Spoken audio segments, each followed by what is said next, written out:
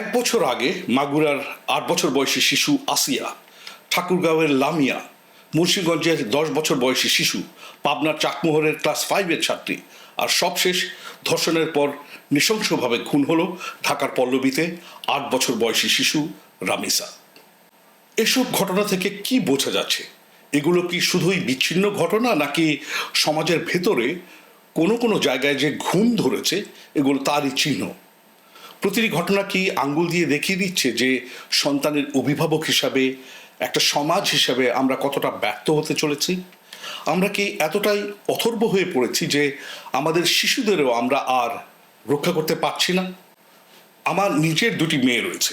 দূরের জানালা দিয়ে বাংলাদেশের এসব ঘটনা দেখে আমি ভাবি, দেশে থাকলে এরকম পাষণ্ডদের হাত থেকে আমি আমার মেয়েদের কিভাবে রক্ষা করতাম, একটা ভায়োলেন্ট সোসাইটির জন্য কিভাবে তাদের গড়ে তুলতাম, বাবা মা হিসেবে আমাদের কি দায়িত্ব রয়েছে, কিভাবে সেটা আমরা পালন করতে পারি।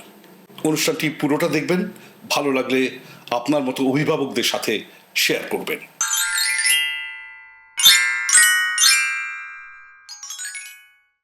এখানে বলে রাখি, আমি কোনো শিশু বিশেষজ্ঞ নই, কোনো সমাজবিজ্ঞানীও নই। একজন সাংবাদিক হিসেবে আমি শুধু বোঝার চেষ্টা করেছি বাংলাদেশের আর্থসামাজিক বাস্তবতায় অভিভাবক হিসাবে কি কি করা সম্ভব, আর কিভাবে সেসব কমন সেন্স পদক্ষেপগুলো নেওয়া যাবে। শুধু সেরকম কিছু উপায় আজ আমি আপনাদের সামনে তুলে ধরব।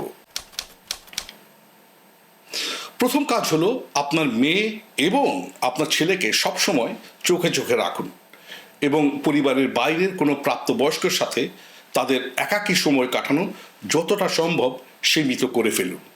স্কুল, কিন্ডারগার্টেন, মাদ্রাসা, মক্তব কিংবা খেলার জায়গায় বাচ্চাকে নিজে সঙ্গে নিয়ে যান। আমরা শুধু মেয়ে শিশুর প্রতি সহিংসতার কথাই বেশি শুনি, ছেলে শিশুরাও কিন্তু ঠিক একই রকমভাবে যৌন নিপীড়নের শিকার হয়ে থাকে।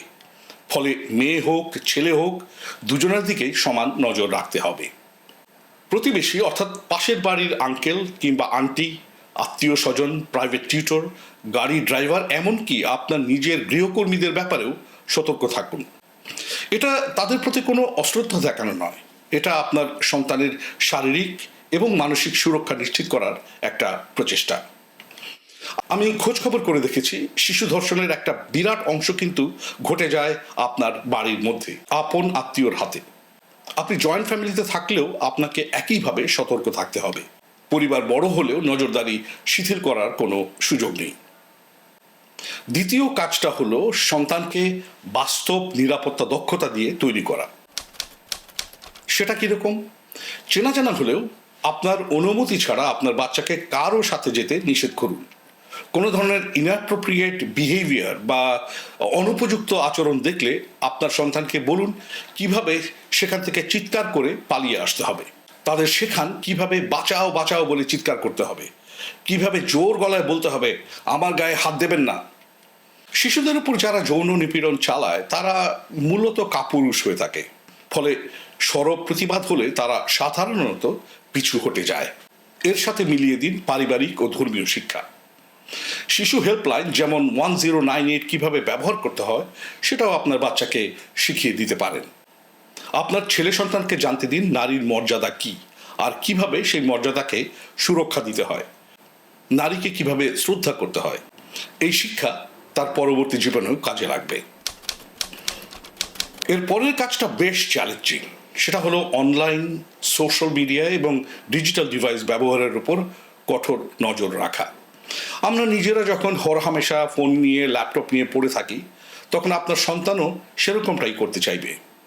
কিন্তু তাদের কাছ থেকে আপনি কোনো দায়িত্বশীল আচরণ আশা করতে পারেন না, কারণ তারা শিশু। তাই তাদের দায়িত্বশীল করে গড়ে তুলুন। এর প্রথম ধাপ হিসাবে তাদের মোবাইল ফোন, টিভি আর ইন্টারনেটে প্যারেন্টাল কন্ট্রোল ব্যবহার করুন এবং তাদের কাছে খুলে বলুন কেন এটা করতে হচ্ছে এবং এতে কি লাভ হবে। আরেকটা বিষয় যেটা আমার কাছে খুব ইম্পর্টেন্ট বলে মনে হয়, সেটা হলো চাইল্ড গ্রুমিং।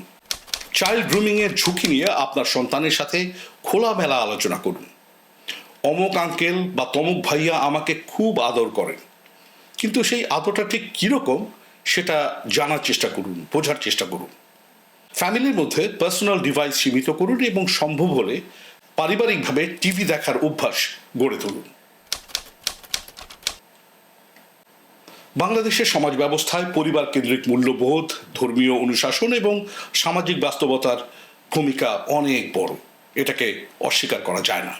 কিন্তু এটাকেই আপনি শক্তি হিসেবে ব্যবহার করতে পারেন। আপনার সন্তানের নিরাপদ শিক্ষা এবং ধর্মীয় পরিবেশ নির্বাচনের দায়িত্ব কিন্তু অভিভাবক হিসেবে আপনার।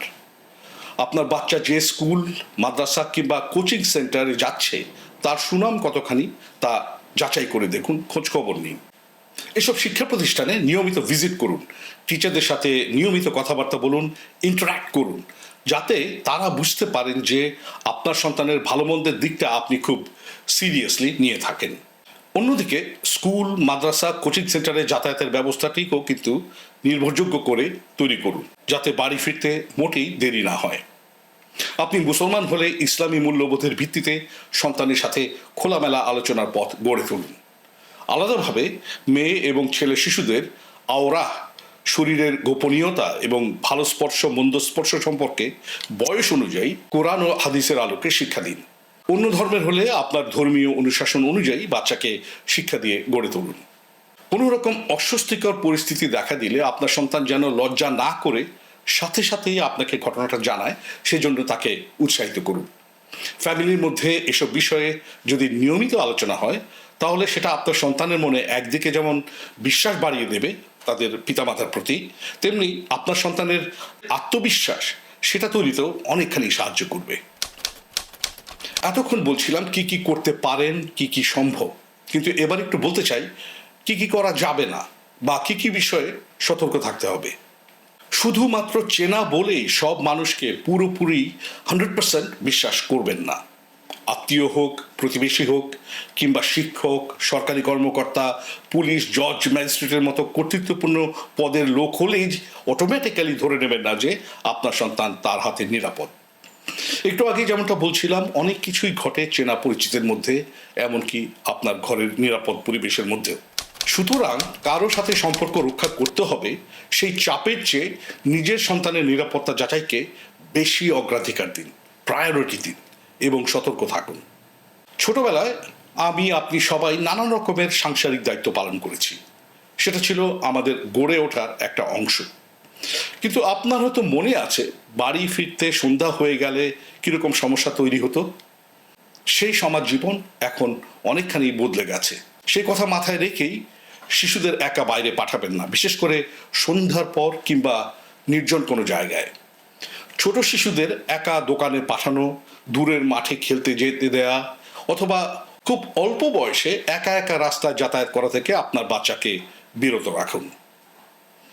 স্কুল দূরে হলে অর্থনৈতিক কারণে ঝুঁকি কমাতে একদল হয়ে, একজোট হয়ে স্কুলে পাঠানোর মতো ব্যবস্থা গ্রহণ করতে পারেন। খোদা না খাস্তা আপনার সন্তান এ ধরনের কোনো ঝুঁকিতে পড়লে তারা কিন্তু নানান রকমের বিপদ সংকেত দেবে, কিছু বুঝে দেবে, কিছু না বুঝেই দেবে। এসব সিগন্যালকে কোনো মতেই এড়িয়ে যাবেন না এবং এসব বিষয়ে তাদের গোপনীয়তাকে স্বাভাবিক হিসেবেও ধরে নেবেন না। আপনার বাচ্চার মধ্যে একটা অস্বস্তির ভাব, ঘুমের মধ্যে দুঃস্বপ্ন দেখা, বাচ্চার মধ্যে মনমরা ভাব কিংবা কোনো নির্দিষ্ট লোকের কাছে যাওয়ার অনিচ্ছাকে কোনো মতেই লজ্জা বলে উড়িয়ে দেবেন না। পরিবারের মান সম্মান, ইজ্জত ইত্যাদি রক্ষার জন্য তাদের চুপ থাকতে বাধ্য করবেন না প্লিজ। ঘর সংসার নিয়ে আমরা সবাই ব্যতিব্যস্ত থাকি, কিন্তু ব্যস্ততার অজুহাতে সতর্কতার মাত্রা কমিয়ে দিলে আপনার সন্তান বিরাট কোনো ঝুঁকিতে পড়তে পারে। কাজের চাপ ও সাংসারিক নানা দায়িত্বে থাকলেও একজন অ্যাক্টিভ পেরেন্ট হিসেবে ভূমিকা রাখুন। আর সন্তান মানুষের উপায় হিসাবে মারধরের পথ বেছে নেবেন না। বাচ্চাকে না মেরে কিভাবে শিক্ষা দেওয়া যায় তাহলে আপনি নিজে প্রথমে সেই শিক্ষাটি গ্রহণ করুন। বাড়িতে অহিংস শাসন পদ্ধতি চালু করুন। শিশুর সুরক্ষা আমাদের সামাজিক, নৈতিক এবং ধর্মীয় দায়িত্ব, কিন্তু সেই দায়িত্ব পালন করতে গিয়ে আপনি প্যারানয়েড হয়ে পড়লে কিংবা সবাইকে পাইকারি হারে সন্দেহের দৃষ্টিতে দেখলে কিন্তু চলবে না। শুধু চোখ কান খোলা রাখুন এবং সতর্ক থাকুন। আর এভাবেই পারিবারিক, সামাজিক ও ধর্মীয় শক্তিকে কাজে লাগিয়ে আমরা আমাদের সন্তানদের আরও বেশি সুরক্ষিত রাখতে পারি। এই অনুষ্ঠান সম্পর্কে কোনো মতামত থাকলে তা কমেন্ট বক্সে জানাতে পারেন। অনুষ্ঠানটি শেয়ার করতে পারেন এবং চ্যানেলটি সাবস্ক্রাইব করতে পারেন। আপনার সাপোর্ট আমাকে আরও ভালো অনুষ্ঠান তৈরি করতে উৎসাহ যোগাবে। পরিবারের সবাইকে নিয়ে ভালো থাকুন, সুস্থ থাকুন, নিরাপদে থাকুন।